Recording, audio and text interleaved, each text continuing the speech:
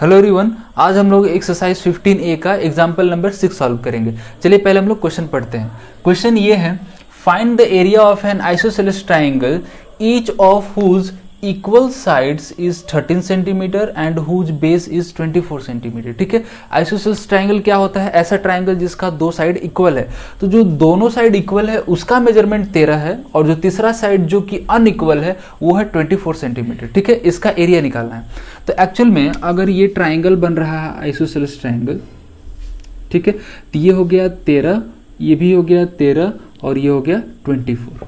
ठीक है, फिगर में जो साइज दिख रहा है उसके हिसाब से नहीं चलना है, ये केवल रिप्रेजेंट करने का तरीका। ठीक है, तो ये 13 है, ये 13 और ये 24।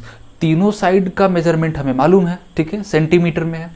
तो इसका एरिया हम हीरोज फार्मूला से भी निकाल सकते हैं, लेकिन वो थोड़ा लंबा होगा। इसलिए हम इंट्रोडक्शन वीडियो में इक्विलेटरल ट्राइंगल और आइसोसेलेस ट्राइंगल का अलग से हाइट और एरिया निकालने का हम लोग फॉर्मूला पढ़े हैं। ठीक है, अगर फॉर्मूला में अभी भी आपको दिक्कत है तो वो वीडियो जाके जरूर देखें। चलिए तो अब स्टार्ट करते हैं। तो जो जो चीज पहले गिवन रहता है उसको हम लिखेंगे। गिवन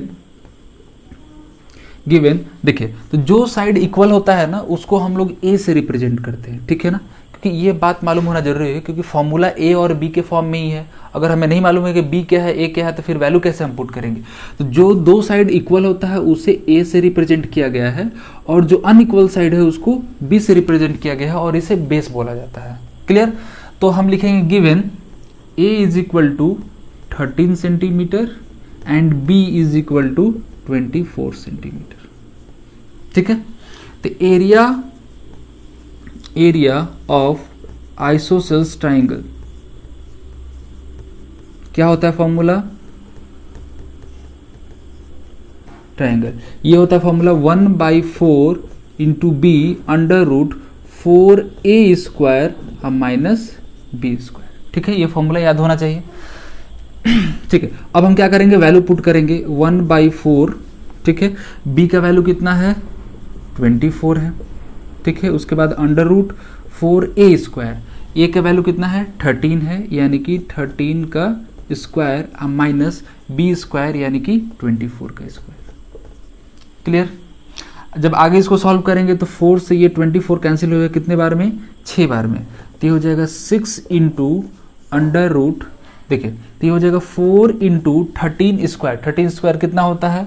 169 माइनस 24 का स्क्वायर कितना होता है? ये होता है 576। ठीक है ना, 24 का स्क्वायर होता है 576। अब इन दोनों को हम मल्टीप्लाई करेंगे तो हो जाएगा 6 इंटू अंडर रूट 4 इंटू 169। इसको जब हम मल्टीप्लाई करेंगे तो ये हमें मिलेगा 676, यानी कि 676 माइनस 576। ठीक है, इन दोनों को माइनस करेंगे तो इन दोनों में डिफरेंस कितने का है? 100 का है। तो ये हो जाएगा 6 इंटू अंडर रूट 100। ठीक है, जब 100 रूट से बाहर निकलता है तो क्या हो जाता है? 10 हो जाएगा। तो ये हो जाएगा 6 इंटू 10 यानी कि 60 सेंटीमीटर स्क्वायर। ठीक है, यानी कि ये भी एक तरीका है जिससे हम आइसोसेलेस ट्राइंगल का एरिया हम निकाल सकते हैं। ठीक है, हीरोज फार्मूला से भी निकाल सकते थे। एक्चुअल में हमको यहाँ पर देखने से ये लग रहा है कि दोनों का तरीका सेम, यानी कि जो स्टेप्स है जितना टाइम लगेगा वो सेम ही लगेगा। ठीक है, लेकिन हमको हर तरह का फॉर्मूला याद होना जरूरी है। एक्चुअल में अगर इक्विलेटरल ट्राइंगल का बात होता है तो इक्विलेटरल ट्राइंगल बहुत कम स्टेप में बन जाता है। इसमें थोड़ा रूट वाला बात आ जाती है, इसलिए कुछ स्टेप्स बढ़ जाता है, लेकिन हमको सारा फॉर्मूला जानना जरूरी है। चलिए तो बस इस वीडियो में इतना ही, मिलते हैं नेक्स्ट वीडियो में नए क्वेश्चन के साथ।